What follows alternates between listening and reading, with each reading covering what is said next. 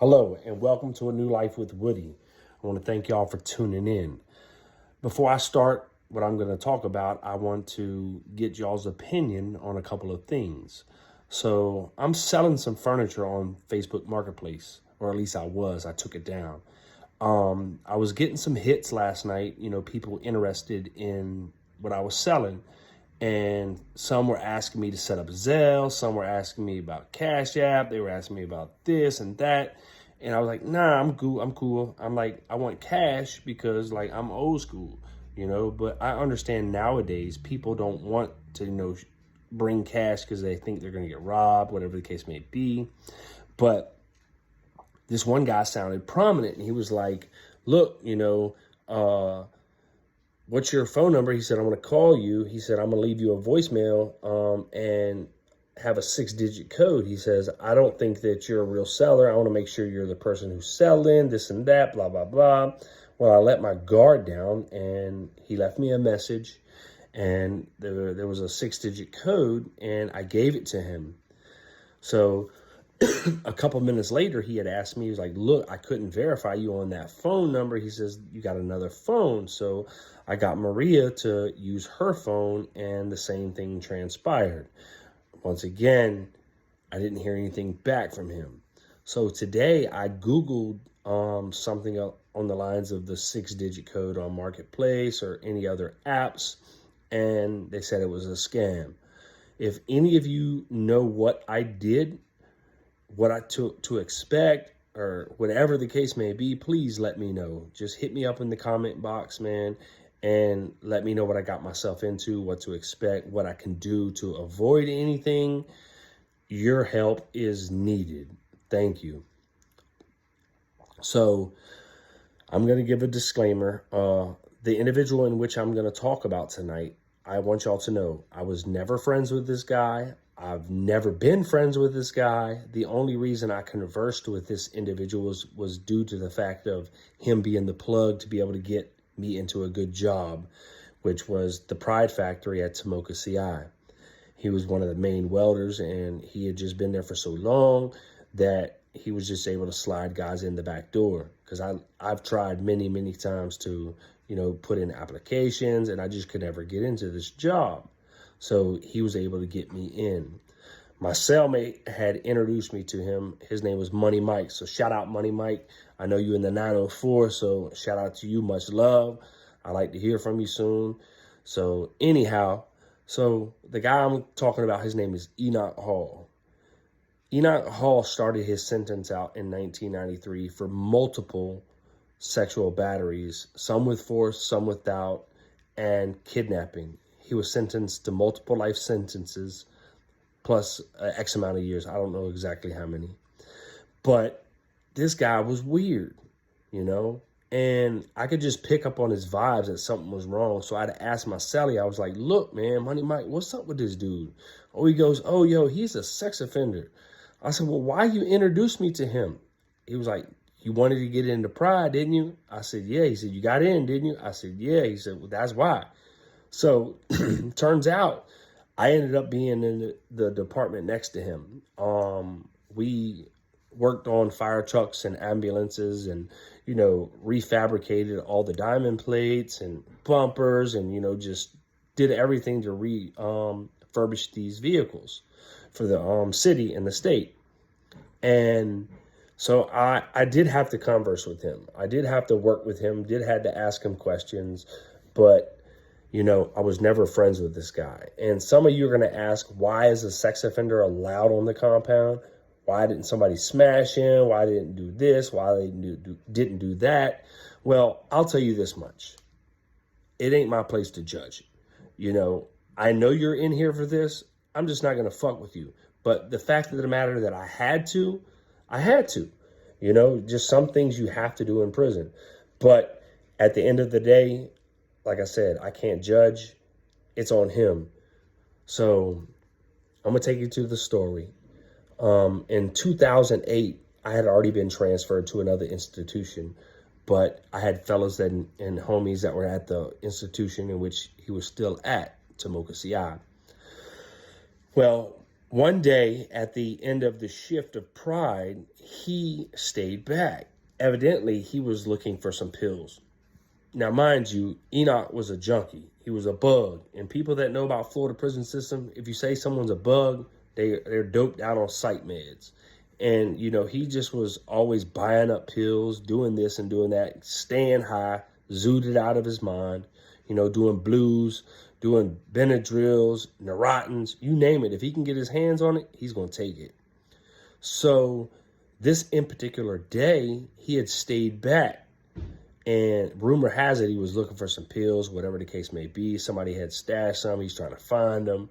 So one of the officers was in the Pride building looking for him because he wasn't showing up. So the officer in question was a lady named Miss Fitzgerald. Okay, I know police is the police. I'm not taking up for nobody. I'm not going to, sugarcoat anything. But this lady was a sweetheart. She did her 8 and hit the gate, regardless of the fact, true indeed, she's still the police, but she wasn't a part of the reindeer games as such as the other officers. She didn't condone what they did. She helped you when she could, and she was just a good human. Aside from the correctional officer, she was a good human, and you could see that in her. So she ran up across him. And I guess, he just snapped or whatever the case may be. She supposedly had grabbed him and he pulled out his knife and he started stabbing this poor lady like 12, 13 times. Ended up strangling her to death. And Enoch pulled her pants down and attempted to sexually assault her. They did never find any bodily fluids on him except for her blood on him. And he just savagely, brutally murdered this lady. I'm going to take you back to 93 when he first committed them crimes. Was he doomed or was he destined for death row? I said, it's not for me to judge. He already had a taste of blood to begin with. What was he doing in general population? Why didn't they have him in a secluded area knowing that he's a predator? Those are the things you got to ask. This guy, he was so weird. He would sit in the wing at the table and have stacks of magazines out. And he would cut out pictures of ladies and post them inside of these photo albums. And I'm telling you, he had stacks of them. He had words cut out and stuff like he was some serial killer type stuff.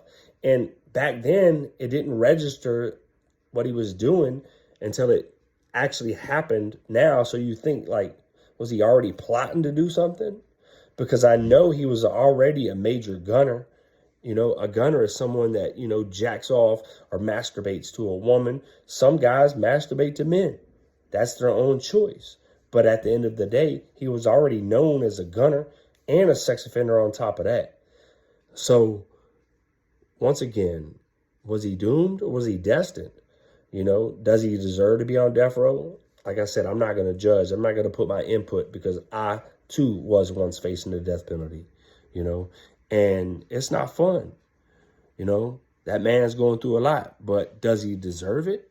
I want to hear y'all's comments. Y'all talk about that. Tell me what y'all think about that. But again, this guy was a real weirdo. There's other things that he's done and said that, I reverse in my mind and I some of the comments he made, and it's just all fits together, of sorts as of now. I thought about writing him and tell him he's a piece of shit, and tell him about himself, but I don't think that would be a good idea. So, but Enoch Hall is now on death row at Union CI. He just, he's got to live his days out himself. He'll probably be on there for 20 plus years. And, I'm not going to say I hope he dies on death row, but, he's got to meet his maker. God has, his plan destined for him. He did what he did. It was wrong. And I feel so bad for the family of Miss Fitzgerald. You know, I can only imagine what they went through, because I know my victim's family, they went through a lot.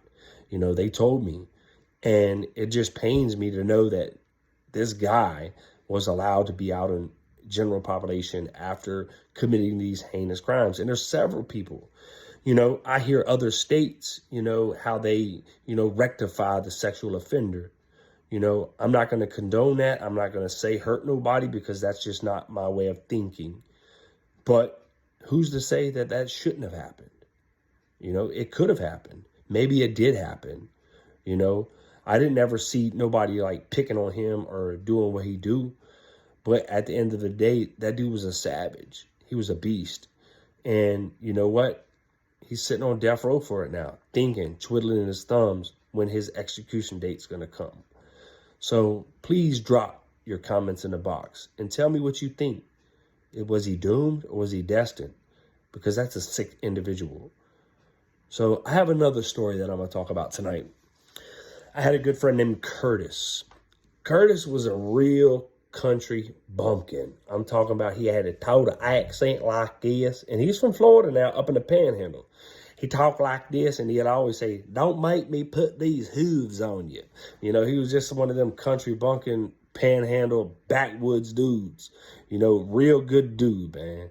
He was already serving multiple life sentences himself for a couple of murders and robberies that he had committed back in the early 90s.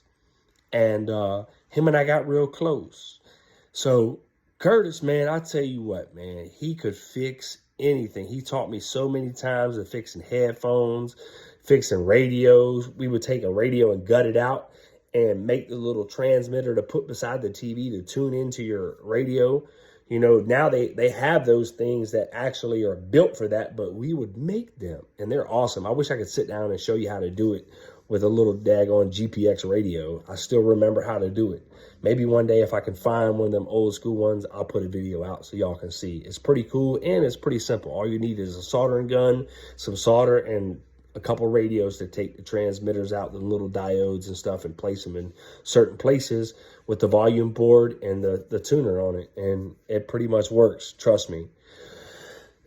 So I remember this day like it was the back of my hand.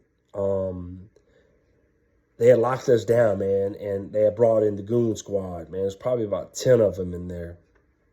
So they're going around cell to cell, and I remember Curtis, he had always kept his radio parts on a blanket, and he could fold it over.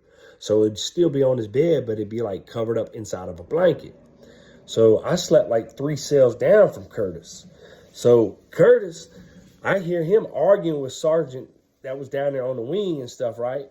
So next thing you know, I hear him saying, "No, you going to hell."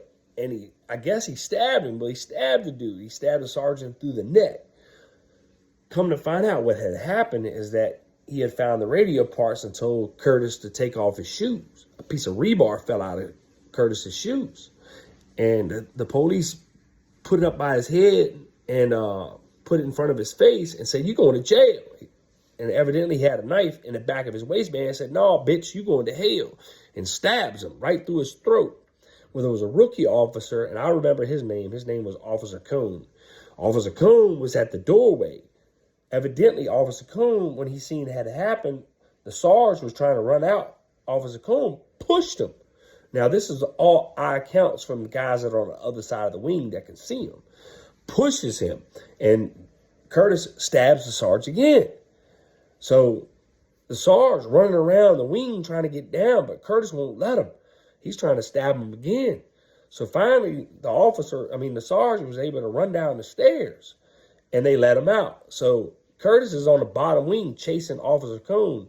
I can see from my little cut what's going on. The officer's got a trash can lid and a blanket in his hand trying to fend off Curtis. Curtis is wanting to tear him some new goddamn whatever. You know what I'm saying? He's pissed at this time. So finally, the officer was able to get out. They locked the door. So Curtis is stuck in the pod by himself. So he's walking around cell to cell. Somebody didn't hand him another knife. He's got both knives wrapped around his hands. So he's walking around getting cigarettes from guys, drinking coffee, you know what I'm saying, just bullshitting with people. He had took some ace bandages and tied them on the rail and put him down as drop-off ropes in case they come. He's going to rappel down the damn fucking tier. You know, Curtis, he's crazy, man. Like I told you, he's old country bunking. So he's got it all figured out.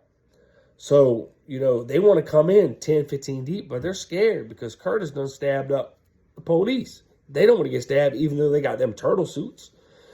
So I can remember, man, it's about 2, maybe 3 hours later. He's still in the wing. They ain't did nothing. By this time, we done heard the chopper done come got the Sarge.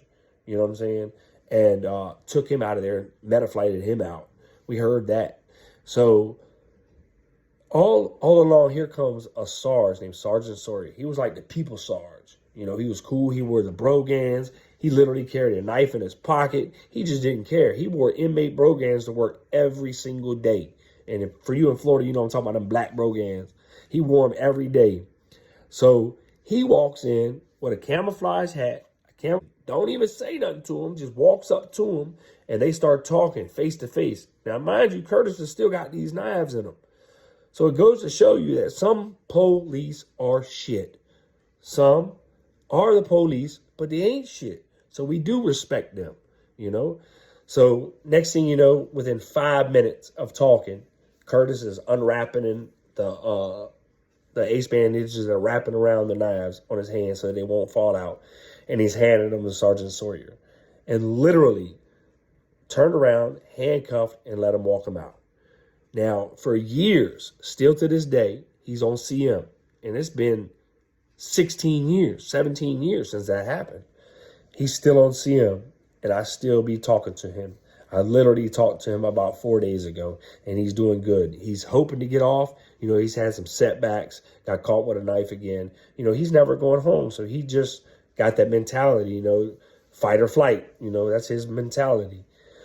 But that's my dude. I wish he would, you know, ever get out because that guy deserves a chance to get out some point in time in his life. Even though he is what he did what he did, and he is what he is, man. He's got a good soul and a good heart. So the last little story I'm going to tell you is kind of crazy. I'll never forget it.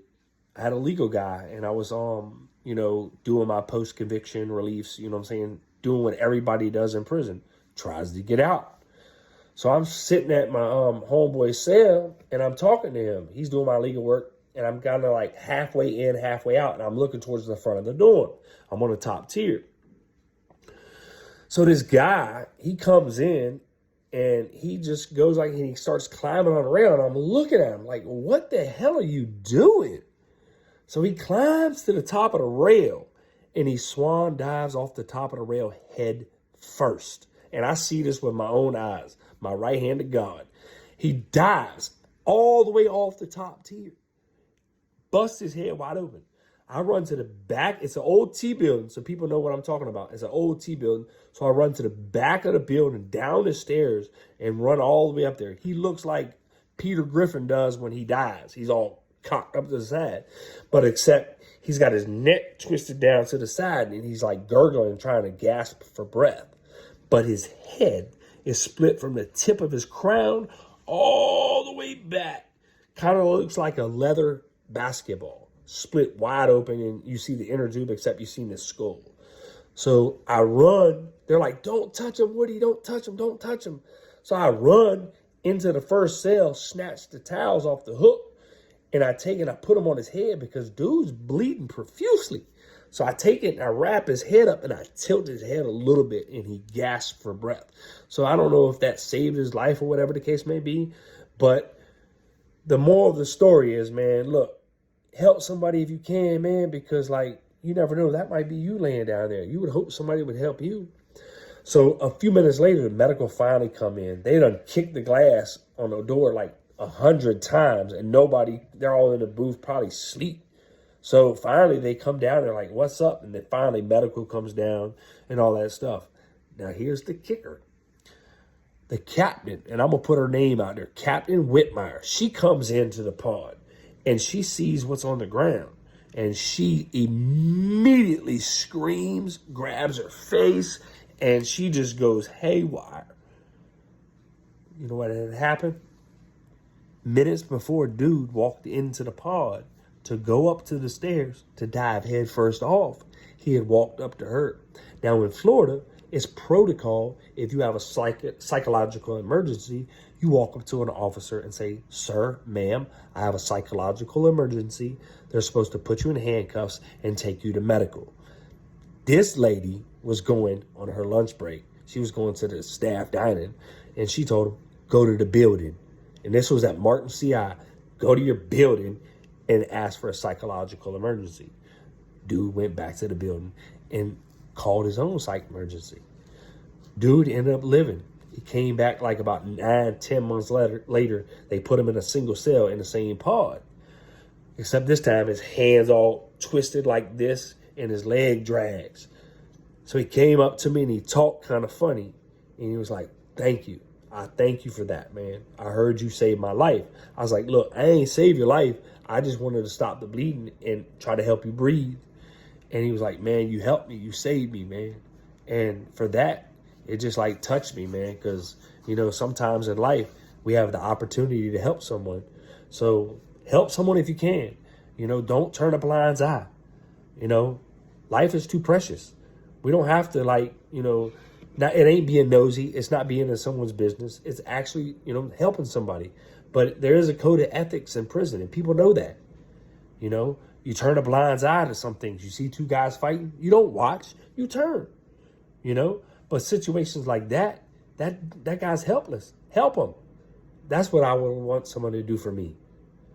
So anyway, man, I got many stories that I want to tell y'all. Some crazy things, some unbelievable things. But, you know, everything that I'm going to speak of is facts. Pure facts, man. I appreciate y'all tuning in. I got to get to bed. My shoulder is about killing me. I got to take my 800 ibuprofens. I told y'all I opted out of the pain pills. I don't want to go down that road. That's a bad road for me. So I took the Motrin. It's helping. So I'm going to eat me a piece of cake. Strawberry cake. We bought it from Food Line. I'm going to eat me some of that and some ice cream. I'm going to take my ibuprofen and I'm going to go lay down with my baby girl and we're going to go to bed. I got to go to work tomorrow. Much love to everyone. I'm back. I'm going to post more videos. Just don't get bored of me. I'm here. Just give me a chance. I got to learn how to idolize my time. Use it wisely because I get sidetracked and I'm already ADHD. So I know I got to focus on this. Y'all are my people. Y'all are my fans. Y'all are my friends. Y'all are family. And as I always say, much love and let's do this together. I appreciate y'all. Good night. Y'all have a wonderful evening and hit the comment box. If you haven't subscribed, subscribe. Tell people about my channel. I'm almost at 1,000 subscribers, man. It's been at 919 for almost a week and a half. Hit it up, man. Hit the like button. Hit the notification bell. Spread the word. Help me out, and I'm going to help y'all out. Much love. Let's do this together.